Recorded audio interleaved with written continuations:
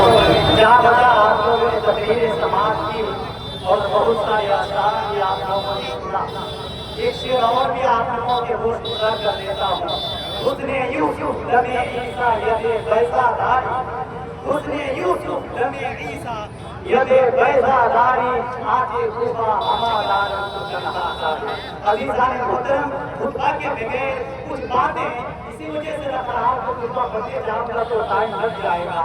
عزیزان محترم، آئیے عید میلاد النبی کے حوالے سے ایک دلیل اور بھی آپ لوگوں کے سامنے رکھتا ہوں. وہ یہ ہے کہ بخاری شریف کتاب الصیام باب یوم عاشورا، حدیث یہ ہے کہ جب ہجرت مدینہ کی بات آئی، نبی کریم صلی اللہ علیہ وسلم کو تشریف اپنے اصحاب کے ساتھ مدینہ طیبہ تشریف لے کر کے گئے تو وہاں کے لوگوں کو، یہودیوں کو نبی کریم نے دیکھا کہ وہاں یوم عاشورا کو یہودی لوگ روزہ رکھا کرتا ہے. تو رسول کریم نے پوچھا کہ بتاؤ بھی یہ یہودی روزہ کیوں رکھتا ہے؟ تو جواب ملا ہے کہ تبتہ الیہود عیدن، کہ یہودی اس دن کو بطور عید مناتا ہے اور عید کی وجہ سے اس دن میں روزہ رکھتا ہے. غور کرنے کی بات ہے کہ اس دن میں وہ لوگ عید کو بطور عید مناتا ہے اس دن کو. پھر رسول کریم نے پوچھا کہ اس دن کو بطور عید کیوں مناتا ہے؟ تو پوچھا،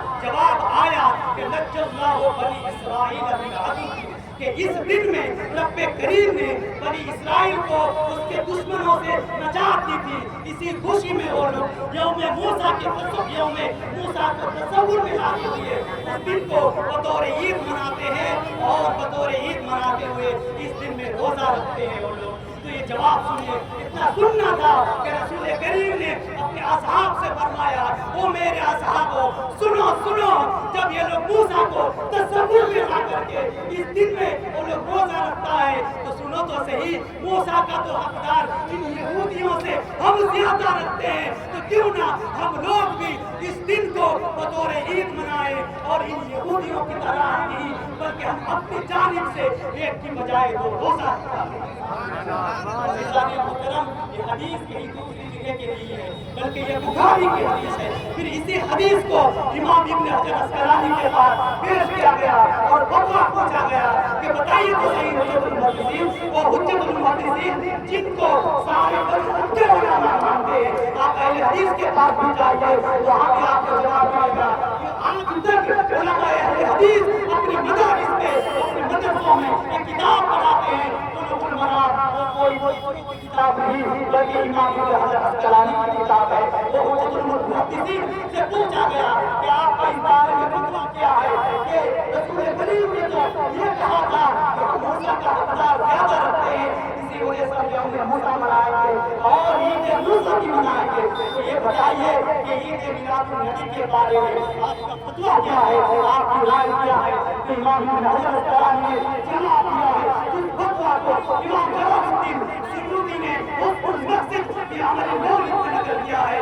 جواب یہ ہے کہ لوگوں رسول نے یہ فرمایا کہ موسیٰ کا حقدار ہم زیادہ ہے، زیادہ رکھتے ہیں، اسی وجہ سے اس دن کو بطور عید منائیں گے اور روزہ رکھیں گے. تو لوگوں سنو، اس دن میں رسول آیا اور رسول کے ماننے والے امت مسلمہ ہے، اس سے زیادہ رسول کا حقدار کون رکھتا ہے؟ تو کیوں نہ ہم لوگ بھی سب مل کر کے عید میلاد النبی منائے. اسی وجہ سے آج ہم لوگ کہیں دوسری جگہ سے دلیل نہیں لیتے بلکہ حدیث ہی سے دلیل لیتے ہیں اور آج رسول اللہ کی عید میلاد النبی مناتے ہیں. ایک شعر اور بھی پڑھ لیجئے جو میں نے ابھی تھوڑی دیر پہلے پڑھا، نثار تیری چہل پہل پر ہزاروں عید ربیع الاول، سوائے ابلیس کے جہاں میں سبھی تو خوشیاں منا رہے ہیں.